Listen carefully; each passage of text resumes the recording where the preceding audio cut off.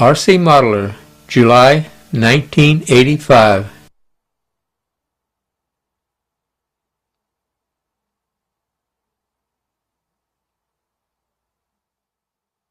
My article this month was on the 1985 Florida 1/12 electric and 1/8 gas Winter Champs in Orlando, Florida. The Florida Winter Champs was again held at the Orlando airport. In the background is a B-52 bomber which was donated to the city as an attraction.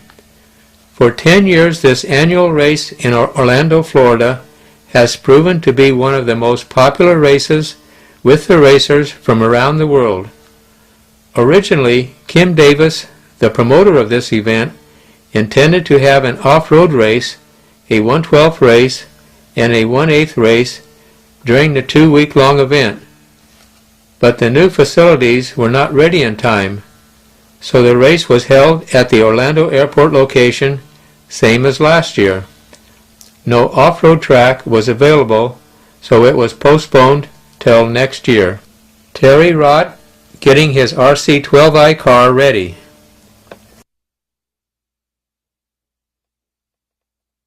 "1/12 electric. The activity started with the 1/12 scale electric Can-Am cars. The fastest drivers from all around the country were present, including 3 world champions, Tony Neisiger, Bud Bartos, and Arturo Carbonell.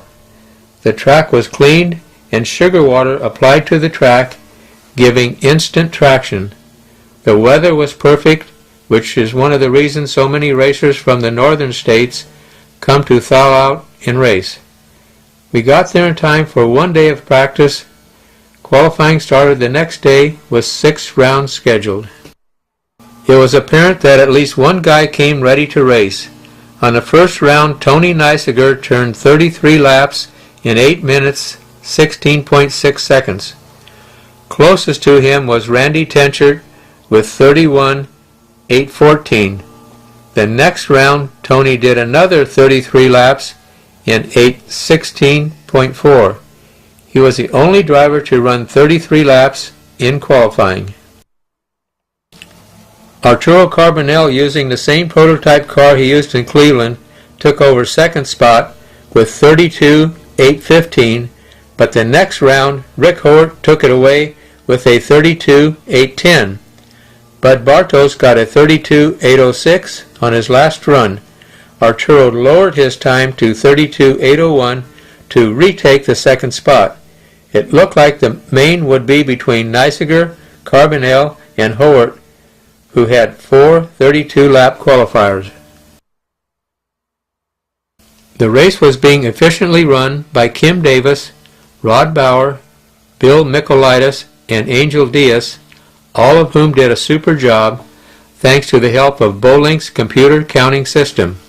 This lap counting system worked flawlessly all through the 1/12 and 1/8 program, allowing the racing to proceed without any delays, while giving a complete printed readout of every race. I think these guys deserve a great deal of thanks, using their vacation time to run a race for the rest of us. The A main. Time for the fast ones. The drivers were all introduced, pictures taken, and then the cars were lined up. The horn sounded, and the race was underway.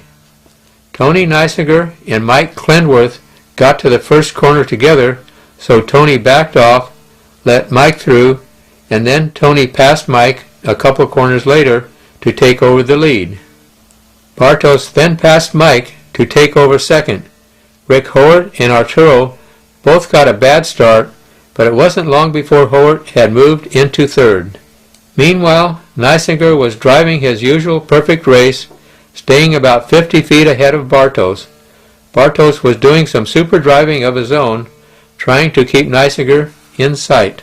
But the guy who was going the fastest on the track was Rick Howard. Lap by lap, he was getting closer and closer to Bartos.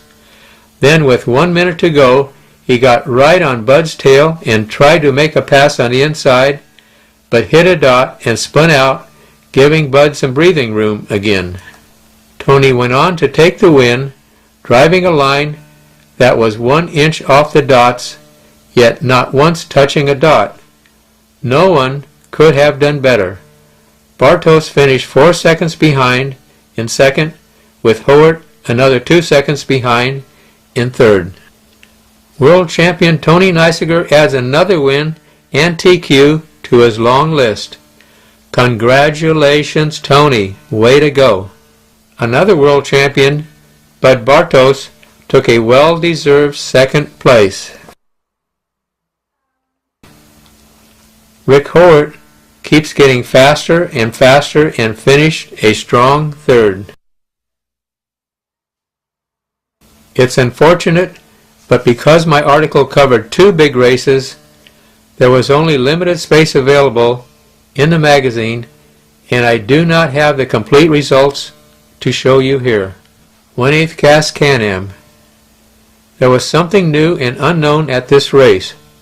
Roar had adopted a new 4-wheel drive class of cars in addition to the 2-wheel drive class. So at this race there were 95 2-wheel drive cars and 6 4-wheel drive cars. This was the first race ever here for the 4-wheel drive cars, so it will be interesting to see how they compared to the normal 2-wheel drive cars. Delta had made a completely whole new 4-wheel drive prototype car for Arturo Carbonell. They had run it a month earlier on this track and won the club race with it. Associated turned their existing RC500 into a 4-wheel drive car with the help of Rich Lee and Bill Newland. Rich, Curtis Husting, and Bill Giannis would be running one of these models, while Dana Smeltzer had made his own. The RC500 4-wheel drive car, as used by Curtis, Rich, and Giannis, looks almost like a stock RC500 2-wheel drive car. Check where the brake cam is and the pulley by the front bulkhead. Something else that was different was that most of this associated team was using OPS motors, and an equally big surprise was that Arturo bought an OPS engine from Ron Paris, which he ran instead of his Picos. There's so many new good-looking engines around now that we thought it was time to give it a try. I built the OPS engines for Curtis, Giannis, Birch, and myself, while Rich Lee and Dana Smeltzer stayed with the K&Bs. I did an engine test between the Paris modified K&Bs and the OPS engines. This is a comparison of the current Paris K&B engines to the latest OPS version. As you can see, Steve O'Donnell's muffler was used for this test. The top speed 6.4 props showed 28,500 RPM. The good means the tachometer needle is holding relatively steady, which is very important. The next test was using a different Rossi dropped and shortened header pipe with a 1/4 inch spacer. As you can see, the 6.4 RPM jumped up to 29,600 versus 28,500, and the tack was rock solid. This is as good as it gets with K&Bs at this time. This is the results from a stock new OPS, except for some head chamber modifications. A McCoy manifold was used and shortened, 600 thousandths, and Steve's muffler was used. 3A fuel means I was using a special 30% nitro blend fuel that I was making for our A team out of a special synthetic jet military oil I got from Wally Bailey in England. This fuel was awesome. The engines simply did not overheat or wear out. They seemingly lasted forever. As you can see, the 7.4 RPM went up to 31,600 from the K&B's 29,600. That's a big jump, considering I had not done any porting or polishing or modifying yet. But there were two other things that were incredibly better than the K&B's. First, you could prop test the OPS, then completely disassemble it, and then put it back together again, and you would get exactly the same test RPM readings as you got the first time, which means that any modifications you did to the engine, you could positively know whether you helped the engine or not with the modification you did.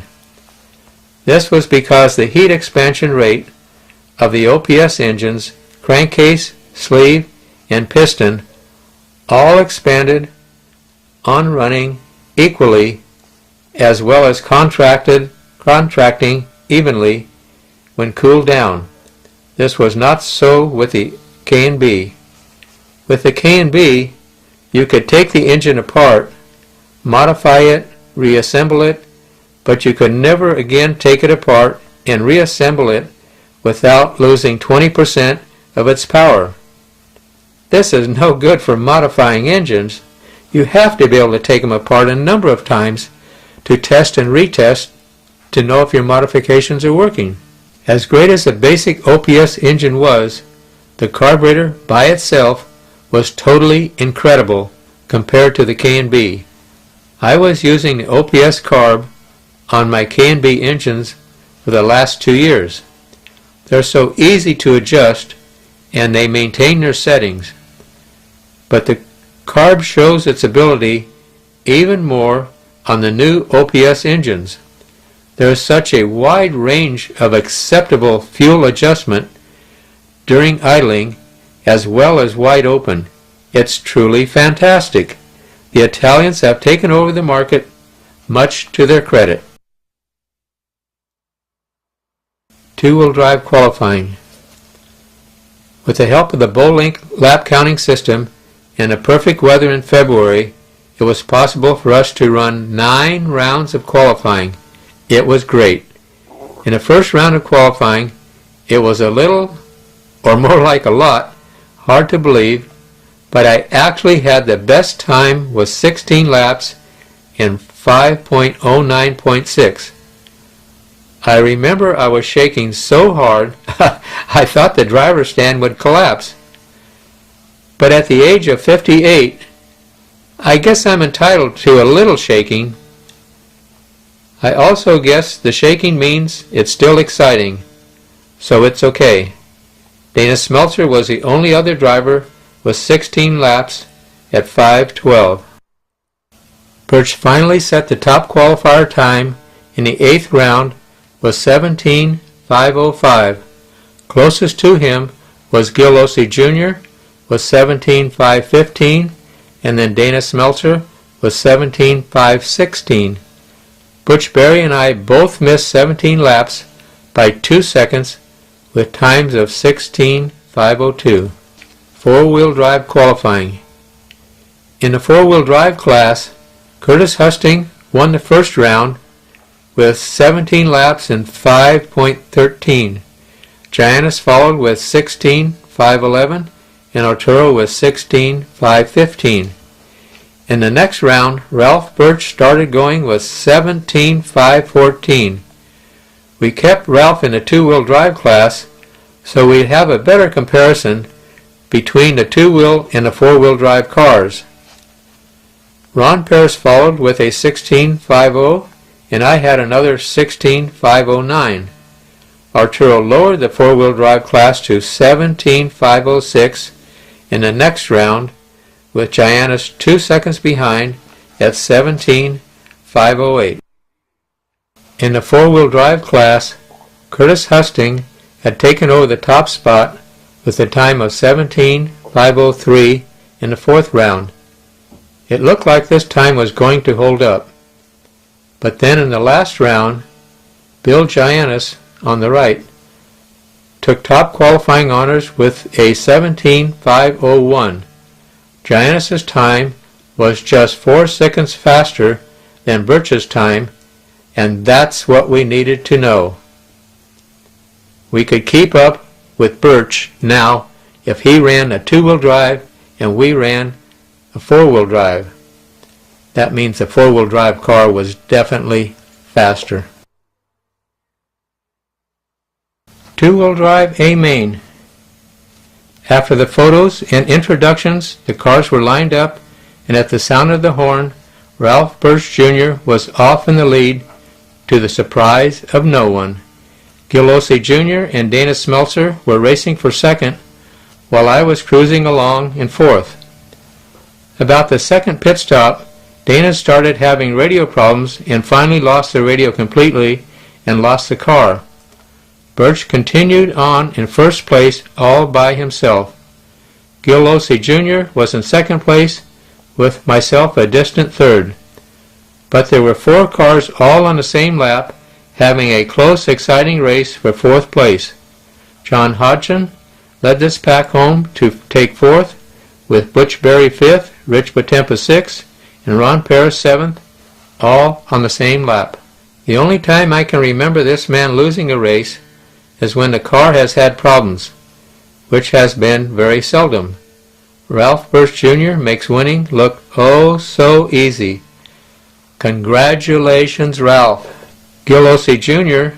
is probably more famous in off-road racing, but he can also race with the best of gas racers, as he took a second place here. Way to go, Gil. Sometimes even I get a turn with a third place finish. At the age of 58, not too bad. I'll take it. 4-wheel drive, A main. There were only 6 cars in this class, but it was still destined to be a good race. These were the fastest of the fast cars. At the horn, it was Dana Smeltzer through the first corner first, with Curtis Husting right on his bumper. Curtis was pressing Dana, so Dana moved over and let Curtis take the lead, with Dana close behind. Art was following in third, with Rich fourth.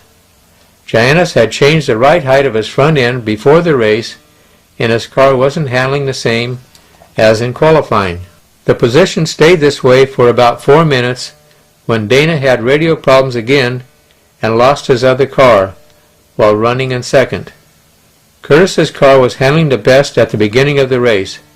He had started on standard-sized tires, planning to change rear tires during the race if necessary. Art started on larger than normal tires with no tire change planned. Curtis now had about a straightaway lead over Art in second, with Rich quite a ways back in third. Curtis came up to lap Giannis, who was having his problems, and the 2 cars tangled, with Curtis spinning out and Art closing up behind. Curtis and Art were now together on the track, with Giannis in between them. Art caught Giannis on the straightaway, and they bumped in the corner, rolling Art over, but he landed back on his tires and was still right with Curtis. Curtis turned in the 2 fastest laps of the race at 17.4, but Art was right there with 3 laps at 17.5. Art got past Curtis midway through the race, but a few laps later, Curtis retook the lead. It was that kind of a race. But towards the end of the race, Curtis's rear tires were getting quite small, and Art's were now getting closer to normal size. Art retook the lead and pulled away to a straightaway lead at the end. Art said he really enjoyed the race, the win naturally, but more so the good close racing which he hadn't had lately. He said his heart hasn't pounded like that for a while. I know what he means. All Curtis could say was, "That's 3 years in a row I got second." He's overdue. Rich Lee finished third. Arturo Carbonell won a close, exciting 4-wheel drive race. Congratulations, Art. Curtis Husting kept the pressure on, but he ran out of tires at the end and had to settle for a close second place. Curtis finished in second 3 years in a row. He's overdue for a win. Rich Lee took a well-deserved third place. Way to go, Rich. This is a Reedy Modifieds ad showing on the left side 7 out of 11 Roar Modified National Championships winners. Art Carbonell, Curtis Husting, Rick Davis, Ken Clausen, Ralph Birch Jr., Mike Lavico, and Jay Halsey. And on the right side, 1984 IFMAR Modified World Champion Tony Neisinger. TQ, Christian Kyle. 5 of the top 10 finalists used Reedy Modified Power. 4 out of 4 Winter Champs Modified Championships. 5 out of 5 U.S. Indoor Championships. A pretty powerful ad. And on the bottom, Reedy in a can. Reedy in a can. Power Spray. Reedy's new Power Spray was an instant winner because it actually did give the motors more power by lubricating the brushes and commutator, thereby giving more power and longer brush and comm life. Associated's new ad showing on the left Kent Clausen, top qualifier in the stock class, and in the middle Tony Neisinger, world champion, and on the right Christian Kyle as top qualifier. And on the left, at the Roar Off-Road Nationals, Jam and Jay Halsey won both stock and modified classes, with Gil Losey Jr. TQ in both classes, and finishing second in the stock class, with Tony Neisinger taking third and Curtis Husting in fourth. And on the right, Ralph Birch Jr. winning the GT and Can-Am classes at the 1984 1/8 Gas Nationals. This is the November 1985 issue of Roar's Rev Up magazine. On the top is John Walker's beautiful first place concourse winner, and on the bottom is Randy Tenshirt's beautiful candy apple concourse cars. You guys did both awesome. This is the map of the regions in Roar and a list of the Roar officials. This is the list of the Roar officials: President Joe Werner, Vice President Merle Gardner, Secretary Treasurer George Taylor, and Rev Up Editor Midge Husting.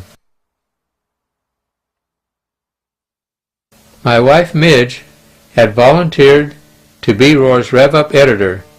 This is a voluntary job, meaning that it's a non-paying job, but it was something she wanted to do. It involved a ton of work, getting all of the columns from the regional directors, typing them up. Remember, there were no computers at this time. Then she got Roger to volunteer to print out the columns so she could then make up each page to be printed by the printer. When she started, there were about a dozen small ads in RevUp, all in black and white. She took it upon herself and on her own time to personally call manufacturers to solicit their advertising, saying things like, "These are the racers all across the country that buy RC car equipment. These are the people that you should be advertising to." In this particular case, I think she knew someone had associated too. The small ad on the left is for Motor Cipolla, and a full-page ad is from Leisure, showing their full range of chargers and a power supply. At the top right-hand is the J. Leah Hobby Distributor ad. The next ad is the Central Builders Hobby Division, the PB Car Distributor. The next full-page ad is Novak's, showing their new NESC1 and NESC4 and NESC2 speed controls. The next ad is The Adventures of Captain Hot Trick Buckaroo by Bilbo Incorporated. Whatever. The next ad on the left is from RC Racer, featuring their cool jackets modeled by Tony Neisinger and Gil Losi Jr. And on the right-hand side is Autographics ad of official car numbers of IFMAR. Midge is a good talker. On the left is a full-page ad of Kimbrough's RC Accessories products of all the things he makes besides gears. And on the right is Ron Paris Racing Engines ad for gas engines. It looks like there's a new RC model car magazine coming out. Great! We need more exposure. CRP has an overpowering ad of their off-road products and their new Serpent car distributorship. Eustace Moore's new MIP ad featuring a four-wheel drive conversion kit for the RC10 car. Way to go, Eustace! AYK's ad featured their 1/10 scale off-road Buffalo car. Reedy Modify's ad featured world champion Tony Neisinger and top qualifier Christian Kyle from Germany, and Reedy's new number 3514, the top motor where it belongs. Futaba's great ad with their radios and RC cars. Thank you again, Futaba. The full-page ad on the left is from Bolink, featuring their range of tires, and on the right is Advanced Turnings Mini-Mag wheel ad. And on the back cover is the MRC Tamiya ad for their new Frog car. Thank you, Midge, for helping to support our great hobby. We all appreciate it very much. I'd also like to thank all the great volunteers in all the clubs across the country who sacrifice their time so we all can enjoy our hobby. You're very special people. Without you, we wouldn't be racing. At the last Florida Gas Winter Champs in Orlando, Rick Davis, Rich Lee, and Dana Smeltzer all made prototype versions of an RC500 four-wheel drive car and ran them in the first ever four-wheel drive race here. They all worked, but I needed something that would easily fit our two-wheel drive RC500 car that was easy to install and easy to adjust and was reliable. So this is what I designed. We sold it as an extra add-on item for racers that already had an RC500 car and also a full four-wheel drive kit car. You can easily see the original RC500 two-wheel drive belt on the idler gear and going back onto the larger rear end gear. And then behind that you can see the four-wheel drive belt going towards the front of the car. Both of these belts were free running with minimal drag and super reliable, which was most important. Here you can see the belt drops down and goes underneath the radio tray. Note the 5 belt adjustment holes. Here you can see the belt coming out of the radio tray onto the front sprocket. Here you can see the top pulley where the belt drops down under the radio tray, and underneath you can see another pulley which keeps the belt down to avoid hitting the clutch bell. And the third pulley is used to adjust the tension on the belt. On either side of this pulley you can see 2 of the 5 adjustment holes. By selecting the proper hole, you can get the proper belt adjustment, which should not be too tight and not too loose. Here you can see the front sprocket with the outdrive going to the drive shaft that goes to the front wheel. This whole system proved to be very reliable. We finally got all the production parts for our new RC10 off-road car, and it was time for me to start on the instruction manual. I had to keep in mind that the majority of people buying the RC10 had either never built an RC car before or never built an off-road car before. The important thing to me was they must be able to assemble the car correctly, so the instructions must be easy to understand. There was also the consideration for our foreign distributors whose customers could not read English. But I knew they would be able to assemble the kit by photos only, which is exactly what happened.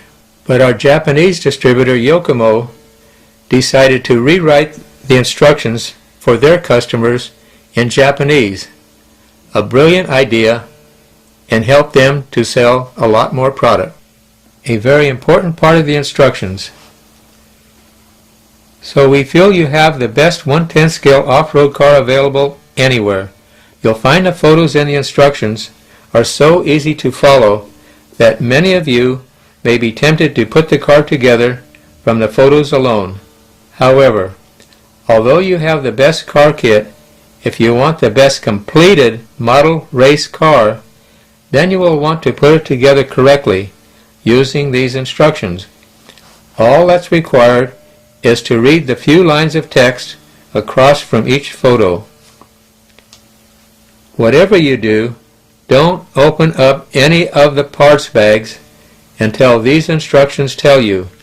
Otherwise, you'll get the parts mixed up, and then you will definitely be in trouble assembling your car.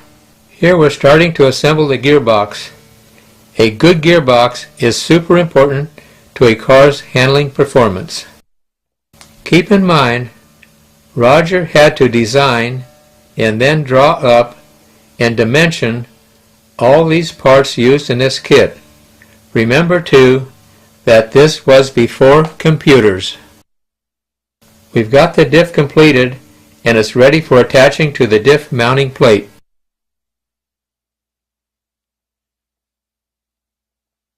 The completed diff assembly, and now we're mounting the shock tower onto the chassis.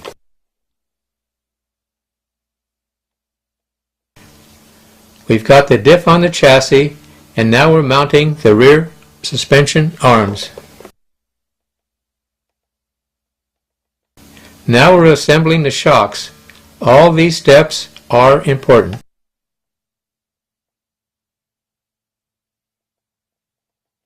The completed front end.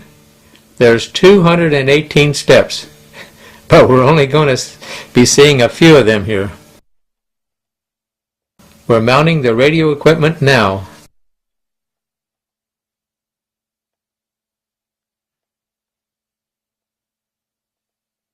Installing the resistor.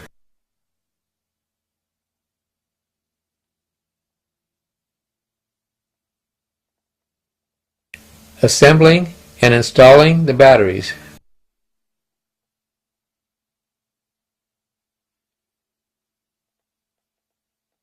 Mounting the tires.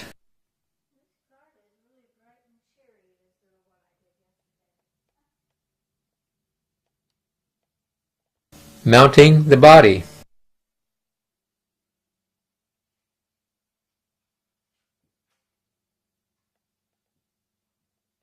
See? This is your completed car. That wasn't so hard building it, was it? Actually, my son Curtis built this car, but these chrome wheels were added later. Here's your completed car. You did pretty good. Congratulations.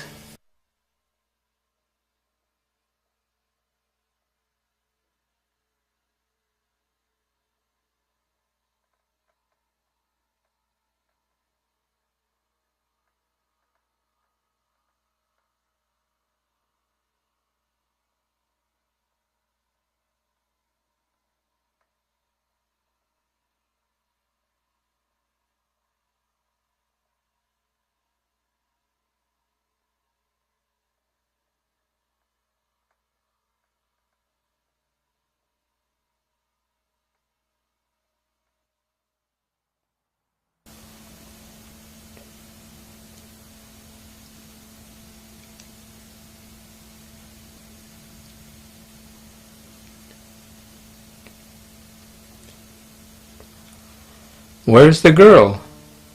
She must be lost in the fog.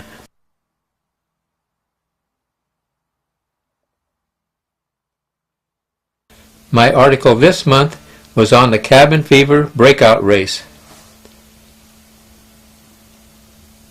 The cabin fever breakout was sure an appropriate name to call this indoor off-road race in wintertime in Indianapolis. Roar President Joe Werner seems to love taking on tough jobs. He's hosted 1/8 Gas Nationals and 1/8 Gas World Championships in Indianapolis, and for his next endeavor, he was ready to stage a 1/10 off-road race indoors. He found a suitable building and built an off-road track inside using a combination of clay-dirt composition which he obtained from a recently held tractor pull contest. This clay-dirt combination was so tough that we ran on it for 3 days without any need for any track repair or maintenance. Somehow it did develop about 1,000,000 little potholes about the size of half a baseball, but they didn't affect the cars that much that they required repairing. This race was to be used as a qualifier for the upcoming World Championships to be held in Del Mar, California this summer. Because of the importance of this race, there were 129 entries from all around the country trying to qualify. Everyone making the A mains would have a chance to be qualified. The best in the country were here. 3 classes were run. Stock class required the use of stock Yokomo motors, which were supplied by Trinity and controlled by the race director. 2-wheel drive modified class, allowing the use of modified motors, and 4-wheel drive modified class. All qualifying and mains were 4 minutes long. Friday was open practice, and although it looked like a pretty simple course, it was anything but simple to drive. A lot of the guys who ran stock and 2-wheel drive modified classes stayed with their stock motors in both classes because the extra power of the modified motors was more than was actually needed on this track. Qualifying for the stock class was close, but Jay Halsey took top qualifier honors, turning 23 laps in 4 minutes and 23.01 seconds. Just a few seconds back was Gil Losi Jr. with 23.405, and Ralph Birch Jr. took 3rd spot with 23.412. Open class qualifying was as close as it's possible to get. In a photo finish, it was Chris Alec taking TQ with 23.402, and an eyelash back was Gil Losi Jr. with 23.402, and then Gary Keyes at 23.403, less than 1 second separating the 3 cars. Chris Alec has a string of TQs going as he added another in the 4-wheel drive class with his much modified Hirobo car. The 2-wheel drive modified class surprised some people, I'm sure, as Ralph Birch Jr. in his first off-road race took TQ with a 23.406. Second spot went to Gil Losi Jr. with 22.402, and Jay Halsey took 3rd with 22.403. Birch's RC10 is built just like the instructions show. Car features Futaba steering servo, Novak resistor servo and receiver, and Reedy motor. Notice cutoff knobs on the tires. It's interesting to note that on this track, the 2-wheel and 4-wheel drive cars were almost evenly matched. The fastest was actually the 2-wheel drive stock class at 23.401, with the open 4-wheel drive very close at 23.402. That means there wasn't that much traction, and it was a rough track surface. The stock A main. I don't know why, but it seems that every race Jay Halsey is in is an exciting race. and this one was no exception. Ralph Birch Jr. took off from his second row starting spot and grabbed the lead, with Jay Halsey right on his tail. A couple feet back, Curtis Husting was being chased by Gil Losey Jr. After about 5 laps, Halsey managed to squeeze by Birch, but a few laps later Birch retook the lead. Some of the time they were side by side around the track, not wanting to touch and cause an accident because Curtis and Gil were close behind, just waiting for a chance. Then with 3 laps to go, Halsey managed to retake the lead and hold it to the finish, with Birch just a couple feet back in second. Curtis managed to hold off Gil to take third, with Gil fourth. Great racing.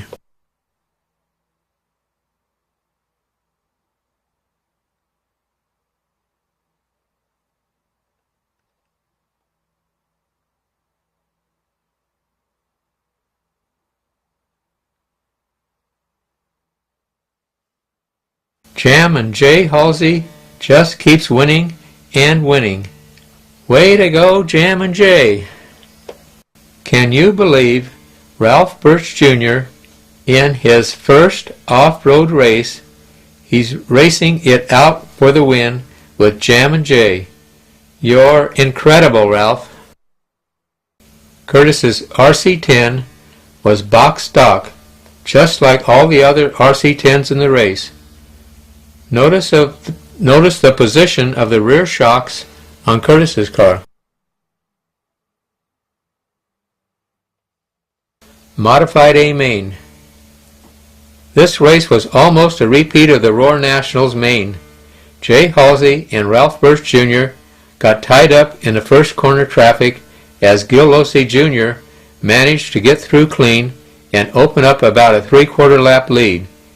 Gil says it's really quite hard to have to readjust from the totally different driving style of the 4-wheel drive Yokomo to the 2-wheel drive RC-10, but he was doing it perfectly.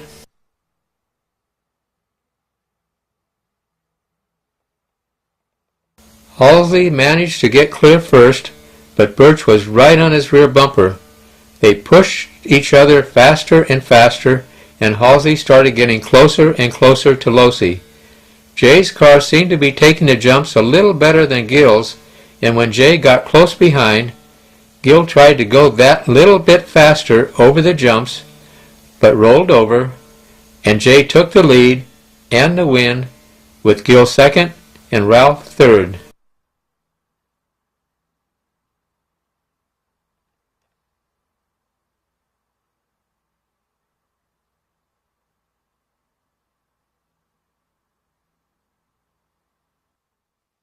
This guy must think the 2-wheel drive class was made just for him. Jay Halsey won both classes at the Roar Nationals, added the Orca Nationals, won 6 races in a row in the 1985 Orca Series to win the championships, and then won both 2-wheel drive classes here with his RC-10. Way to go, Jay! Open A main. There was someone who wanted to win this race awful bad. At the sound of the horn, Gil Losey Jr., with his Yokomo 4-wheel drive car, was long gone. Nobody could keep up with him. I don't think I've ever seen Gil push a car quite this hard before. He was right on the ragged edge the whole race. He rolled the car once, but still managed to lap second place Gary Keyes, who was in a very close race with Chris Alec.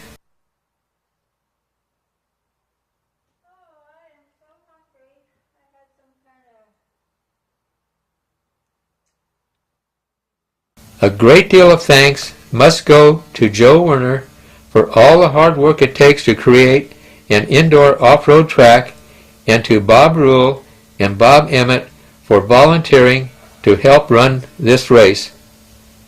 Thank both you guys. You did great. RC Model Magazine, 1985.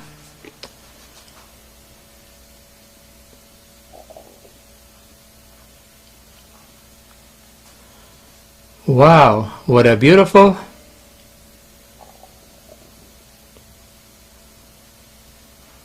waterfall.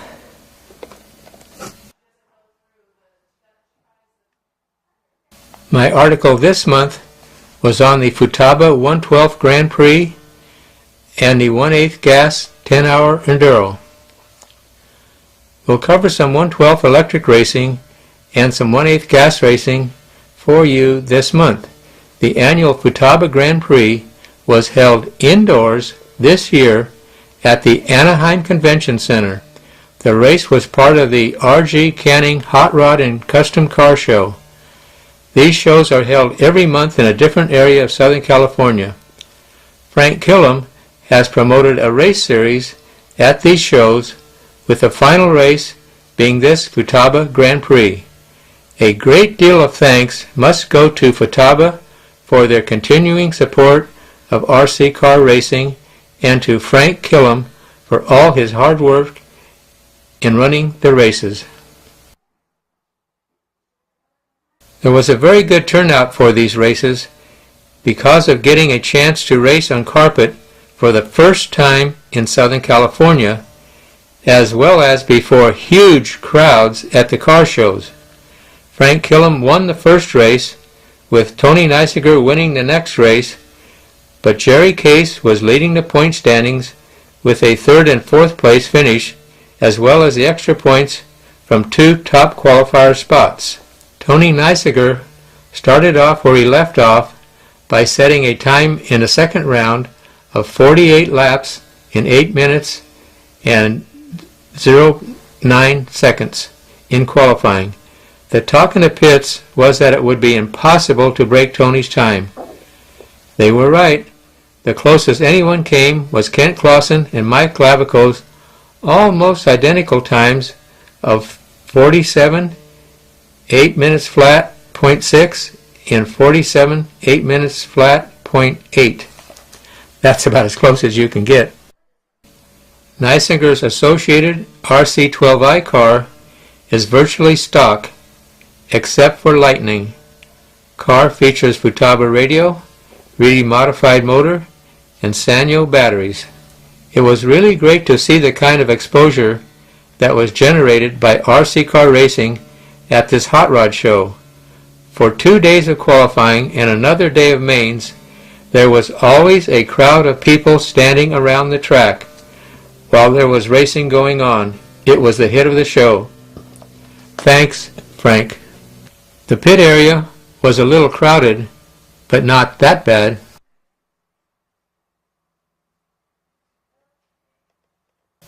I can hear this conversation now. Clausen, on the right, is telling Lavico, "My car is so dialed in, nobody will be able to beat me. I'm going to smoke you, Lav." Lav just keeps working on his car, and then he says, "But first, you've got to catch me." Great fun. The A-main drivers ready to go. From the left, Tara Belair, Kent Clausen, Tony Neisiger, Robert Bartlett, Mike Lavico, Butch Burney, Fernando Belair, Rick Howard, Frank Killam, and Gil Losi Jr. Time for the A-main, the best of the best. And this was one of the best A-mains to watch that I've seen in a long time. The cars were lined up on the straightaway in the order of qualifying. At the sound of the horn, the field took off. Neisiger got spun out in the first corner, but Clausen got through in the lead, with Killam 6 inches behind in second, and Rick Howard next in third. Lavico moved up past Howard and Killam, and then at the 3-minute mark, Clausen just touched an inside board, and Lavico got by in the lead. Lavico held the lead for 4 laps, then got spun around while passing a slower car, and Clausen retook the lead. Meanwhile, Neisiger had been steadily moving up from the rear of the pack and was now in 4th. Clausen continued to drive perfectly, with Lavico only 10 feet behind, but unable to close in. Then, on the last lap, Kent Clausen's batteries dumped, and Mike Labico went by to take the win with Clausen second and Tony Neisiger now up to third, Rick Howard fourth, Gil Ossie Jr. fifth, Butch Burney sixth, with Robert Bartlett seventh. First 7 places ran associated cars with Reading Motors. 8th place was Tara Belair, Frank Killam 9th, and 10th Fernando Belair, also associated cars with Checkpoint Motors. Hey you guys, here comes the dessert, commonly known as the Trophy Girl.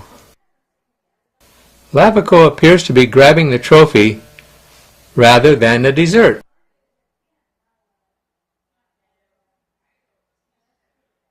Clausen says, "I'd rather have the dessert."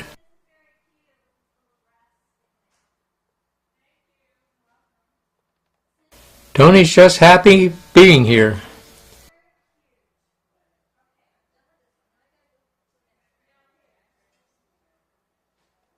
Howard says, "I'll take mine and Tony's share.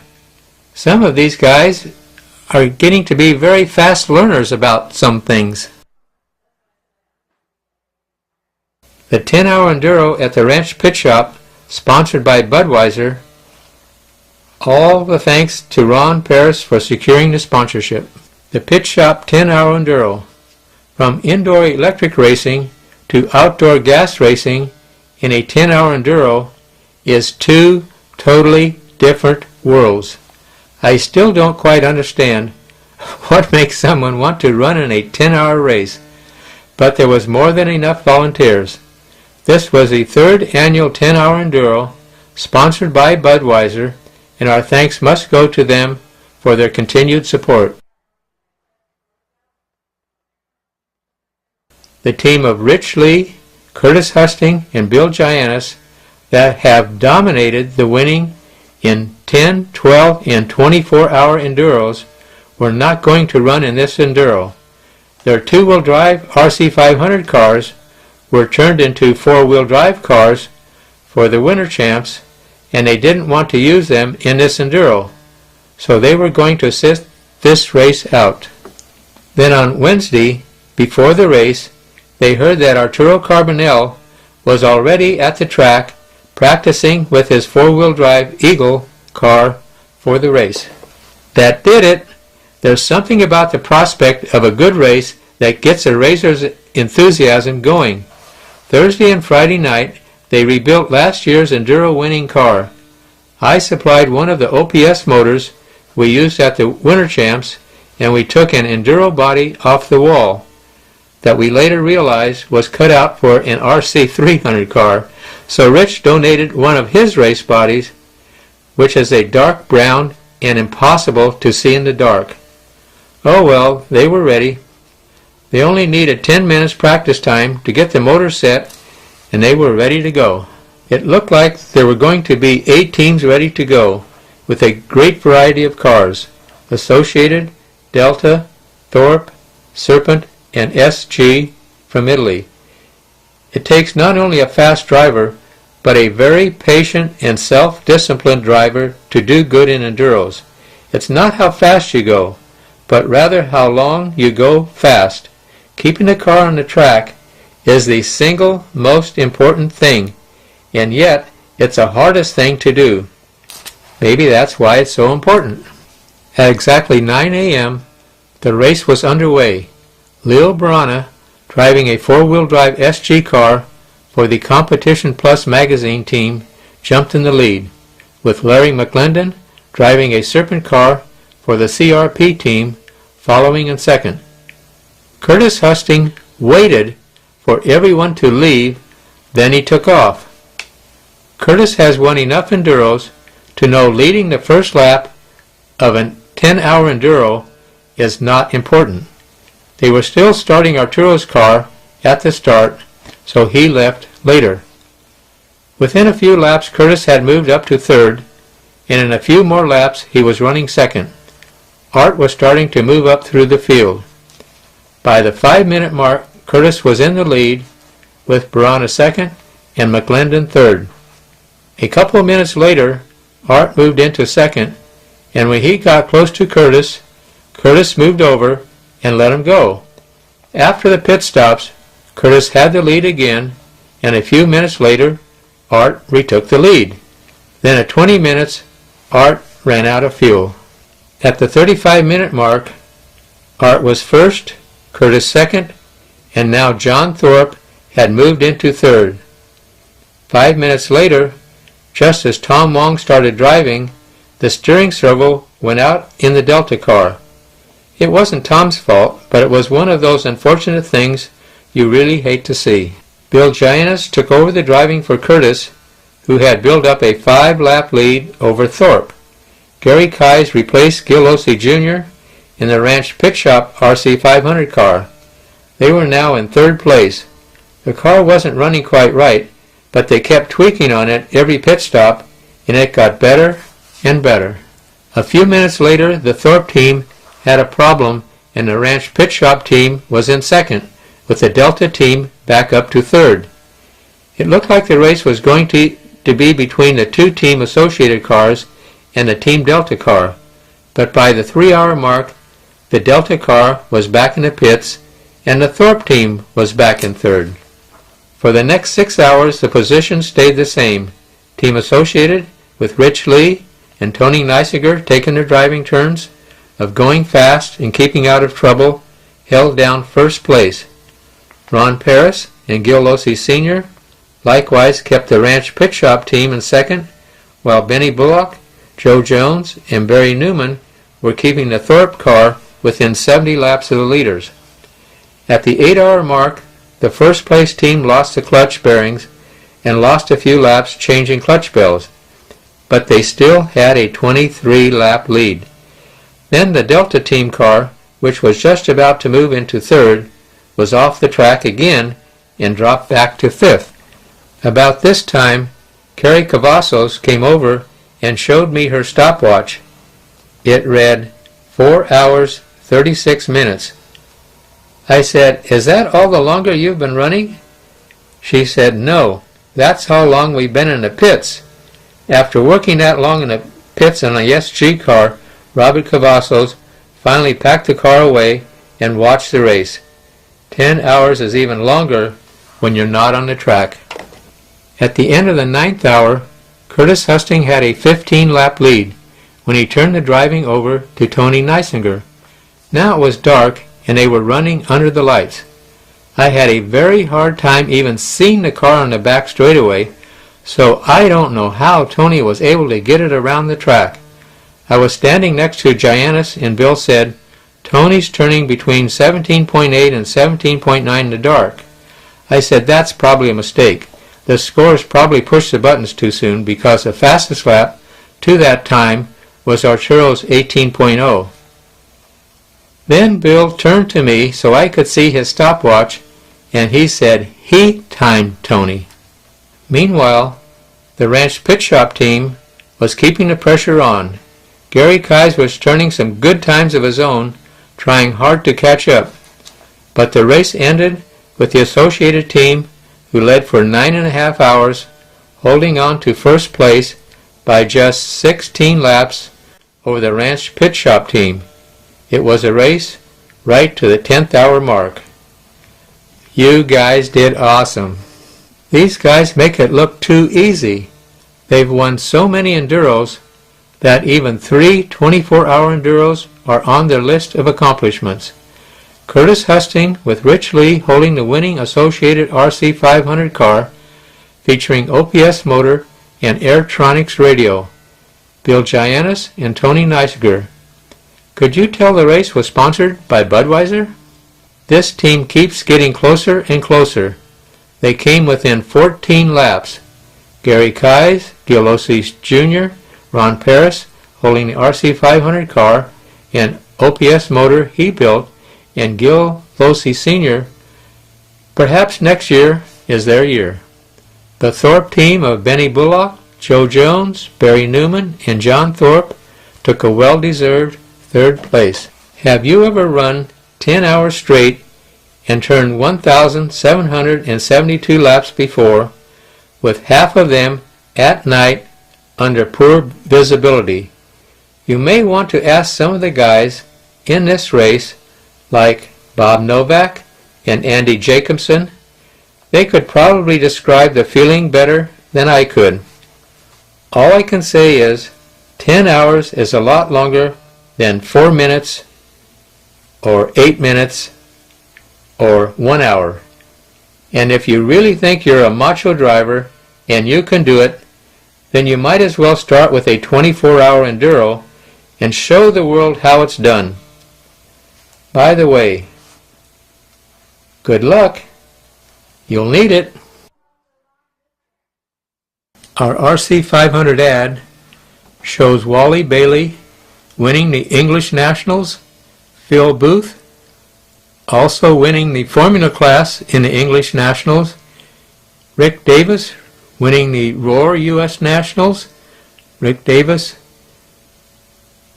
winning the Oval US Nationals, Phil Booth winning the Saloon class in the English Nationals, and Phil Booth winning the Sports Car class in the English Nationals. The RC 500 car is the world leader. At the 1983 World Championships in Carnot, France, Ralph Birch Jr. was the top qualifier against all cars in the world. Ralph also won the 1983 Winter Nationals and the 1983 Roar Nationals. RC Modeler Magazine, November 1985.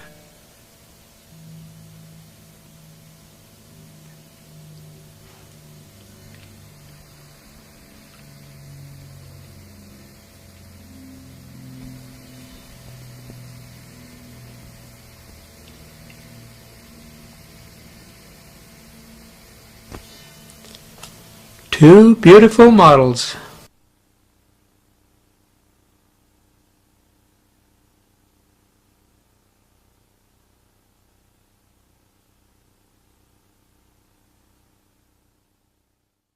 My article this month was on the 13th annual McCoy race at the Ranch Pit Shop. I want to thank Dick McCoy for sponsoring these annual races and for just being an all-around great guy. Thanks from all the racers, Dick.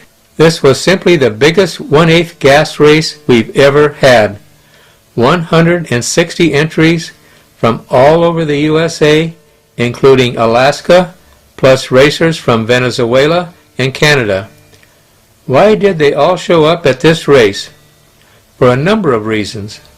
The McCoy race is always one of the 3 biggest races of the year, along with the Nationals and the Winter Champs. And Gil Losi Sr., the owner of the Ranch Pit Shop, has just redesigned a new track layout the week before this race, so the local racers would not have a home track advantage. And also, this would be the final big race before the upcoming World Championships in Japan. My son Curtis and I went to the track Wednesday afternoon for some practice, and when we arrived, it looks as if the racing had already started. The place was packed. Most of the out-of-town racers arrived on Monday and were all ready to race now. We had changed the original design of the 4-wheel drive cars we ran in Florida, and Curtis had one of the new cars, which was very similar to Dana Smeltzer's 4-wheel drive car. My new car wasn't ready yet, so I was using Rich Lee's 4-wheel drive car from Florida. Rich, Kais, Losi, and Giannis were busy trying to finish building their cars, while Birch had just finished building his with the help of Rich Lee. Oh yes, one other small item. A heat wave had just moved in, and for the next 5 days the temperature was between 100 and 105 degrees. But look at it this way. It was cooler than last year's McCoy race when it got up to 112 degrees. The cars were split into 2 classes, so there were 135 two-wheel drive cars and 25 cars in the 4-wheel drive class. There would be separate qualifying for the two-wheel drive cars and separate mains for both classes. There would be 3 rounds of qualifying on Friday and 3 more rounds on Saturday. In the two-wheel drive class, Gary Kais found the short way around the track first, turning 13 laps in 4 minutes and .01 seconds. Arturo Carbonell made his practice time pay off by leading the four-wheel drive cars with a time of 14.4.12. But in the next round, Dana Smeltzer lowered the time to 14.409. Rich Lee, Losi Jr., and Giannis finally got their cars together for the last qualifying day, but a lot of little bugs that appear with all new cars kept them from running close to their potential. Rich and Losi managed to make the A main, but Giannis never got one good run and ended up in the B main. Meanwhile, in the two-wheel drive class, Ralph Birch Jr. got a good run in and just barely beating Kai's time with a 13.4 flat. Ralph was running Ron Paris' spare car. In the final qualifying round, Rick Davis almost had top qualifying honors with 14.409, just 1/10 of a second short. We stayed after qualifying and spent some more time tuning Curtis's and Birch's car for Sunday, and they were both running very fast, so things were looking good.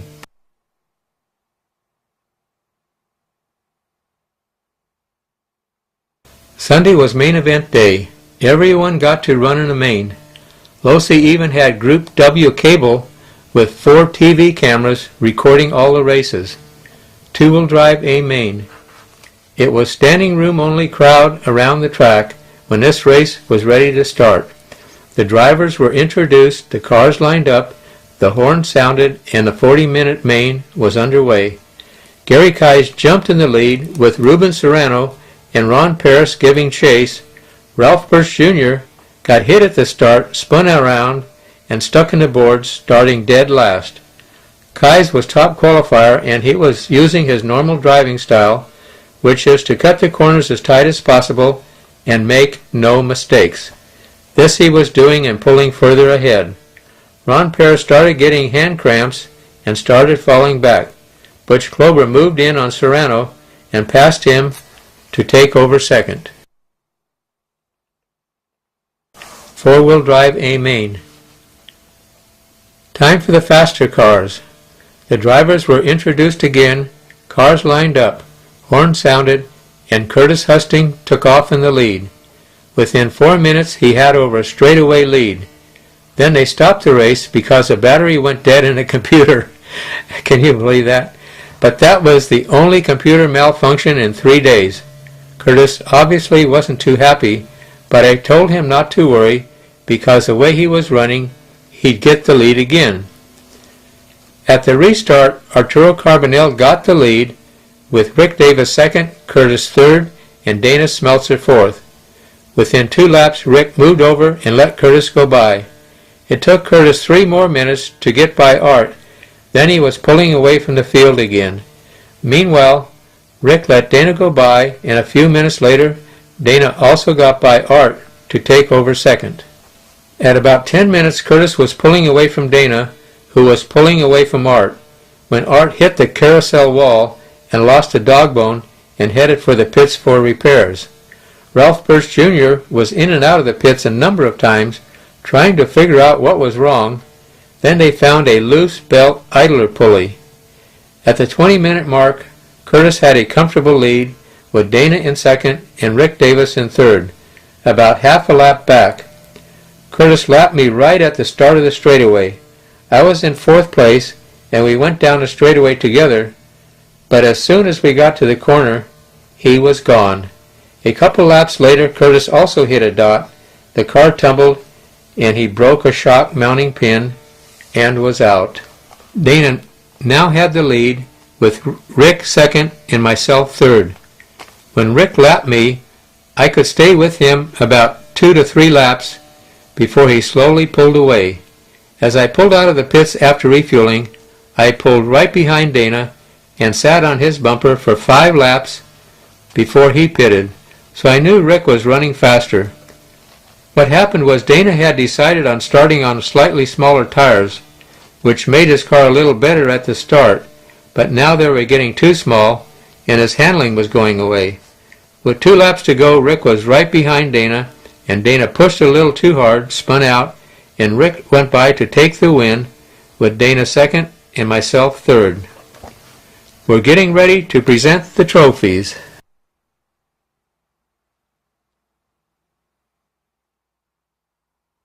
All you guys did awesome to make the main. Congratulations to all of you.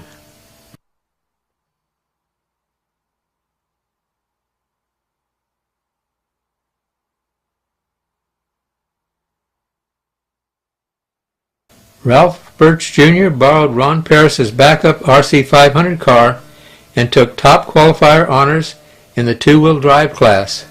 This is the 3rd McCoy race that Gary Kise has won. His RC500 features OPS motor and Airtronics radio. Congratulations, Gary. Second place went to Butch Klober from Phoenix with his Rossi-powered RC500 car. Butch is not only a great racer, he's a really great guy too. Congratulations, Butch. Gil Ossie Jr. dropped to 3rd place when he ran out of fuel in his Rossi-powered RC500 car.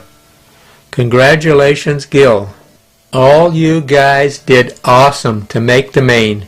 Congratulations to all of you.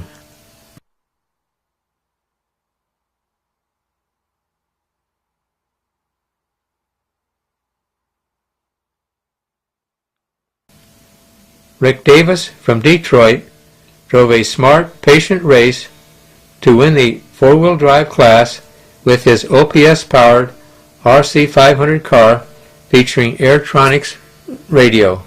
Congratulations, Rick. Dana Smeltzer was the top qualifier in the 4-wheel drive class, but ran out of tires in the main and finished second with his Rossi-powered RC500 with Airtronics radio. Congratulations, Dana. I guess it was my turn to take 3rd place again.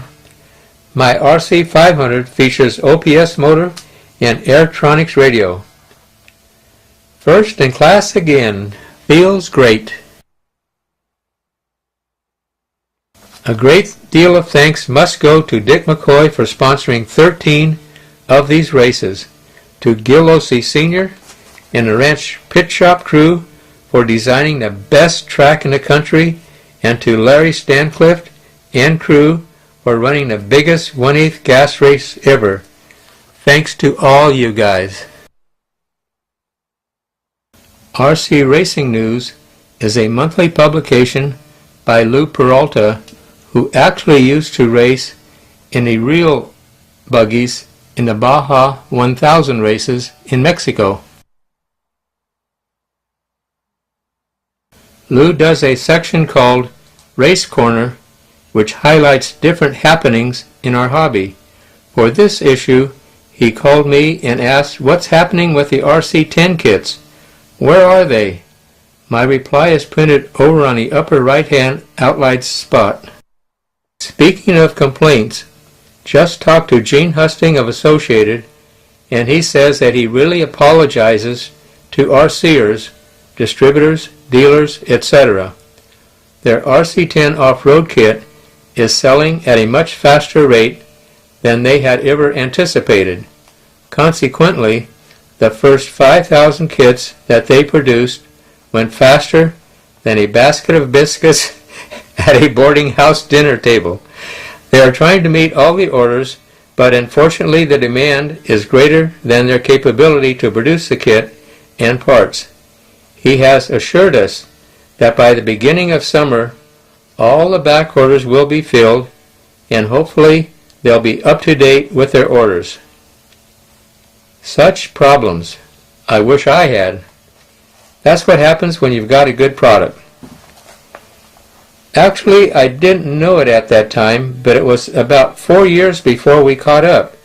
It seems that the more we shipped, the more they wanted. Off-road racing was growing very fast.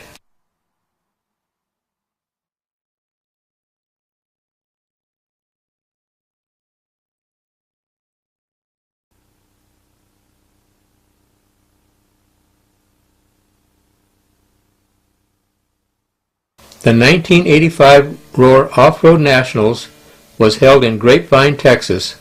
The track was large, with a good layout. The track was well manicured and sprinkled periodically to keep the dust down.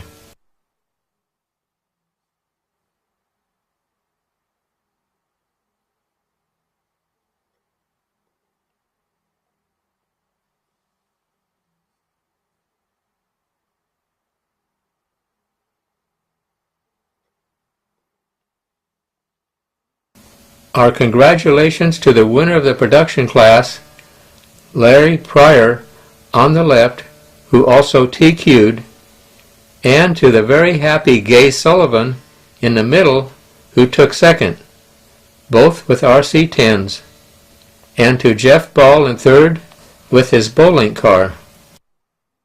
The racing was close and exciting.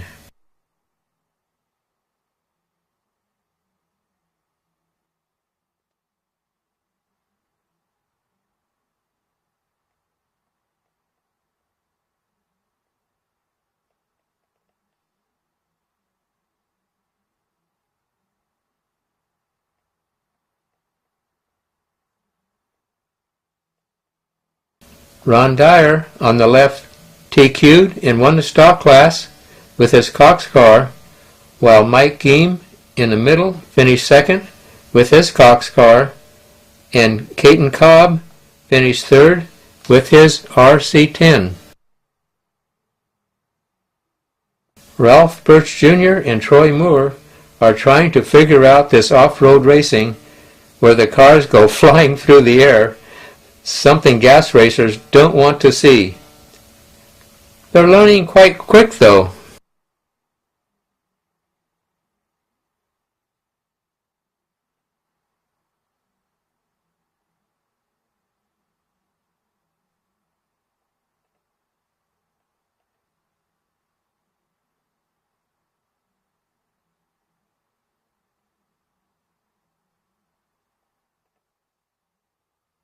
By the shape of these plaques, you might think this race was in Texas. Ron Dyer on the left won the race with his Cox car, while Ron Rossetti in the middle took second with his RC10, and that quick learner, Ralph Birch Jr. from Denton, Texas, was third. You always want to be in the front of the pack, so you don't get run over. And of course, if you want to win.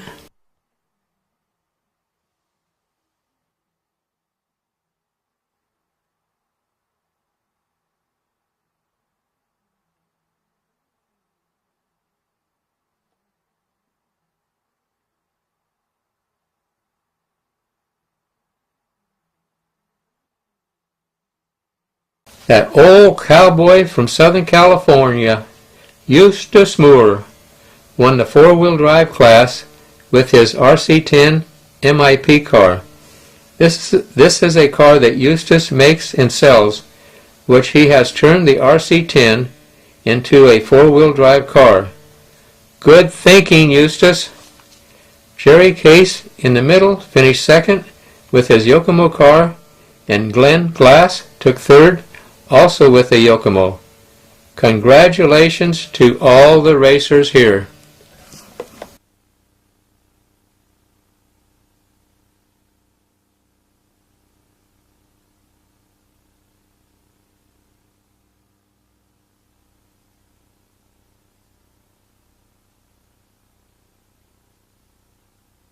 RC Modeler Magazine, December 1985.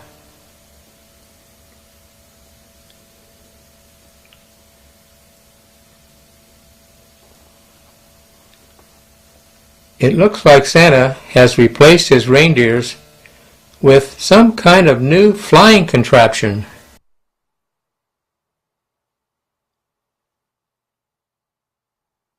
My article this month was on the first ever 1/10 Off-Road IFMAR World Championships.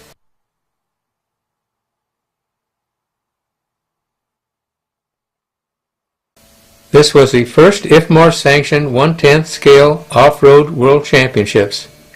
IFMAR has sanctioned many 1/8 gas and 1/12 electric world championships since 1977. 1/10 off-road has finally grown to the point worldwide where it was now possible to stage a true 1/10 World Championships event. IFMAR, the International Federation of Model Auto Racing, is composed of ROAR, USA, EFRA, Europe, and FEMCA, the Far East, RC car associations.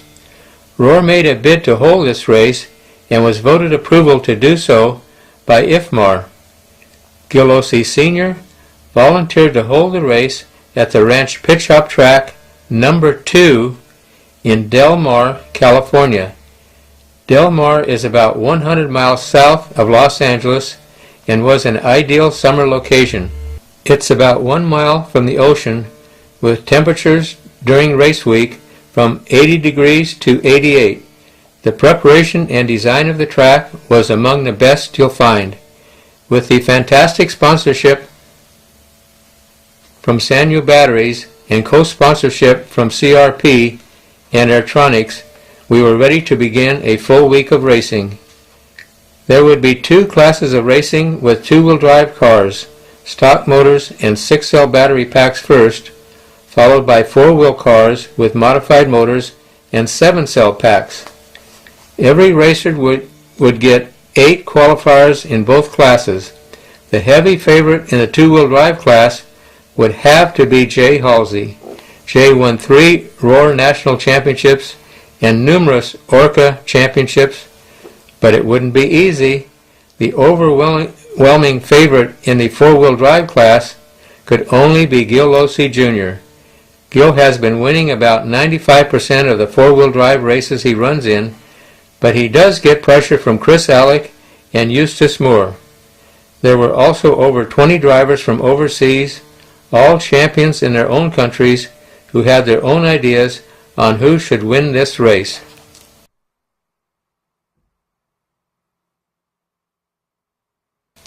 About 3 weeks earlier, there was a warm-up race for the Worlds, and Eric Soderquist, with his RC10, was simply untouchable.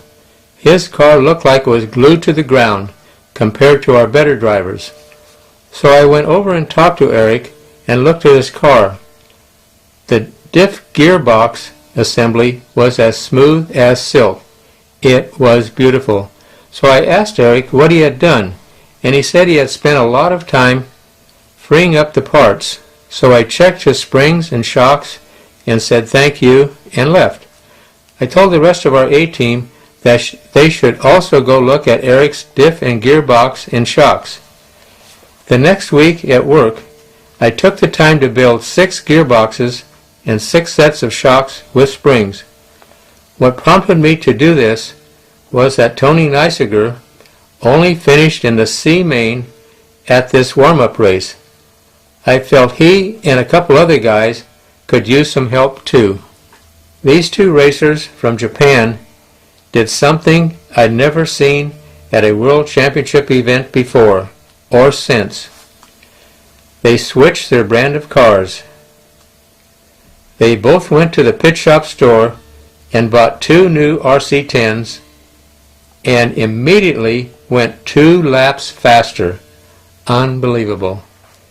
They told their friends, and within 10 minutes the shop sold their last 10 RC10s. There were a lot of racers from Japan here.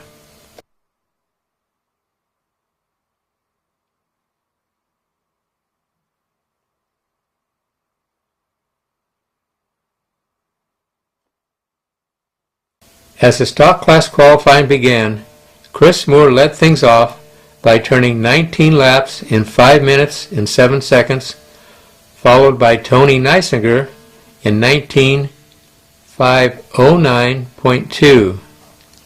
Imagine that. What a surprise. It looks like it was working. In the afternoon, Chris Moore turned 20.516, followed by Tony Neisiger with 20.513. Jay Halsey just missed with 19.5 flat. Then Gil Losi Jr. served notice that the top qualifier honors belonged to him by turning 3 20-lap heats in a row, now with a best of 20.508, installing him as a favorite to win the mains. Yesterday, Gil had his car set up like he ran it at the Roar Nationals in Texas, which was a loose dirt track. So last night he changed it to what he thought would work on this track, and he was certainly correct. Eric Grisham, Gary Keyes, and Mike Dunn also turned 20 laps. The big surprise was Jay Halsey, who was stuck in the 19-lap bracket. But Jay, with his dad Jim, worked on the car trying new setups in the open practice session that evening, and they felt they were ready now. Jim and Jay are team number one. They're the ones to beat. The motor wizard, Mike Reedy, was busy all day and all night helping the racers.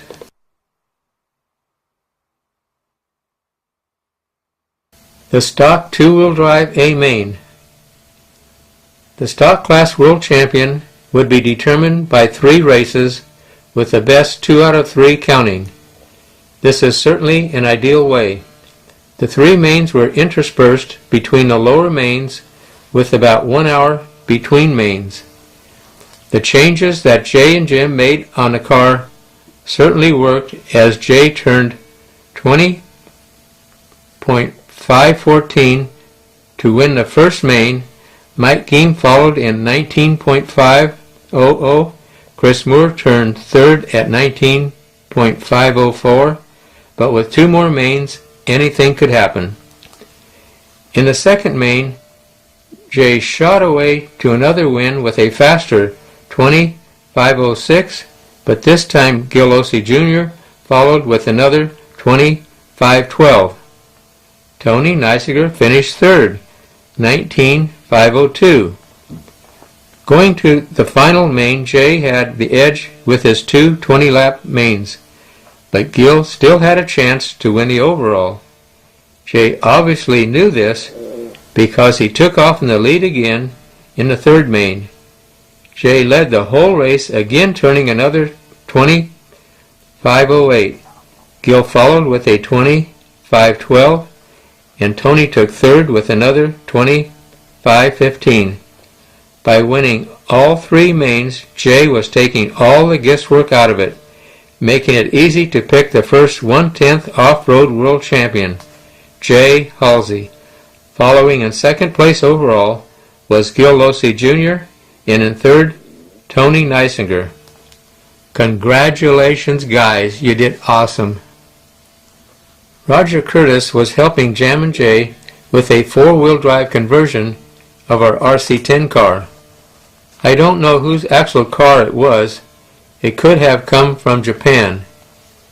It had never been run, and Jim installed the radio at the track. The first time it was on the track was in the open practice session after the 2-wheel drive finals. We had a few problems, like it didn't have enough steering, and it would only run 3.5 minutes. In a 5-minute race, this is not too good. There was a little more work that needed to be done. This is Roger's wife, Lisa, wearing a very fast cap, shaped like the Pennzoil Indy car, and is aerodynamically correct. The brim is shaped like the front wing. Cool. On the left is Wayne Campbell, the head of our shipping department, who does an A1 job, and he also is Santa Claus at Christmas time for the kids too. My wife Midge is decked out in all the associated approved attire. Way to go. This was the most used t-shirt by the racers at that time. And thank you, Jerry Thompson, for the design.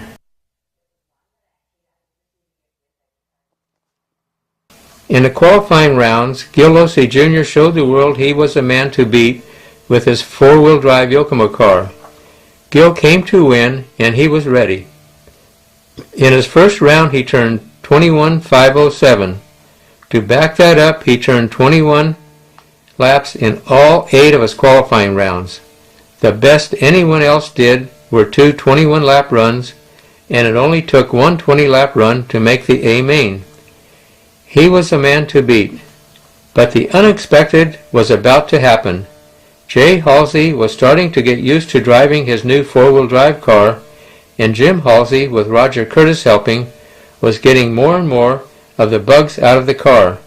In the 5th round, Jay put it all together to take over top spot with 21.507. In the 7th round, Gil turned an identical 21.507. Thank God for the A&B electronic counting system being used. Jay and Gil had identical times, but Gil had the better backup time and so won the top qualifier honors. The mains promised to be exciting. I don't want to make it sound like it was only between these 2 cars, because an eyelash behind, all at 21.508, was Eric Soderquist, Mike Dunn, and Chris Alec. 5 cars 1 second apart. Unbelievable. In the first main, Gil won wire to wire on a perfect run, turning 21.503. Jay got hammered at the start and had to play catch-up. Mike Geen took second with 21.507, with third going to Gary Keyes at 21.511. In the second main, Gil had the lead with Jay close behind in second. Halfway through the race, it appeared Gil had a radio glitch and went clear over the bank off the track. Jay went on to win with Paul Leone second and Chris Alec third.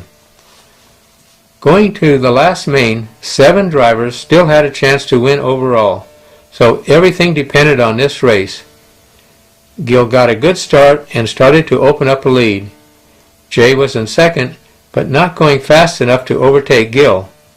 Then Gil spun out, coming down after a jump, and Jay closed up to Gil's bumper.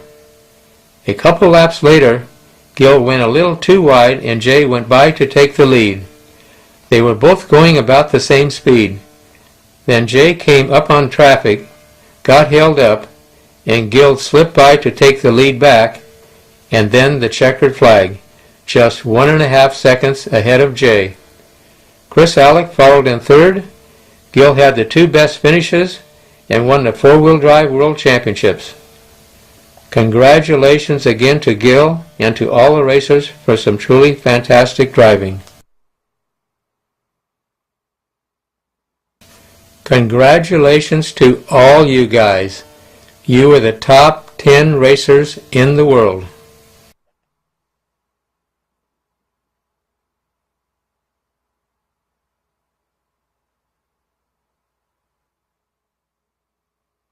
Jammin' Jay Halsey becomes the first ever IFMAR 1/10 off-road 2-wheel drive world champion. Congratulations, Jay. There was no question, you were number 1. Jay's RC10 is box stock, just as it comes out of the box, featuring Sanyo batteries, Novak radio, and speed control with Futaba steering servo. On the left, Jammin' Jay Halsey, world champion, with his RC10, and Gil Losi Jr. with a close second place with his RC10, and a surprising Tony Neisiger with an unbelievable third place finish with his RC10.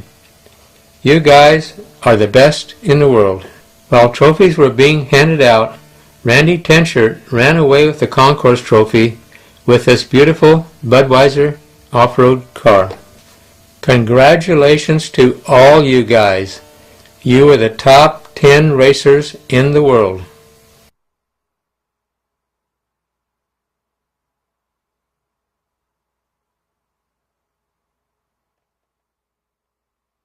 Gil Losi Jr. on the left and Jammin' Jay Halsey had one exciting 4-wheel drive event with Gil just speeding out Jay for the win, with Jay a close second place and Paul Dion from Canada in third.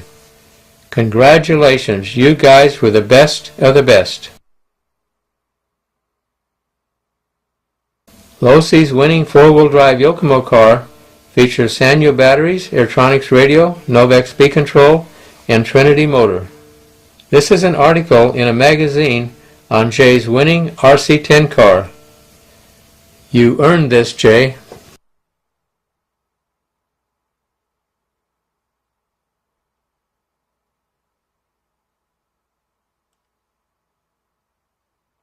The cover of Radio Control Technique shows Jay's second place finishing RC10 four-wheel drive car. It was a close one, Jay. Almost.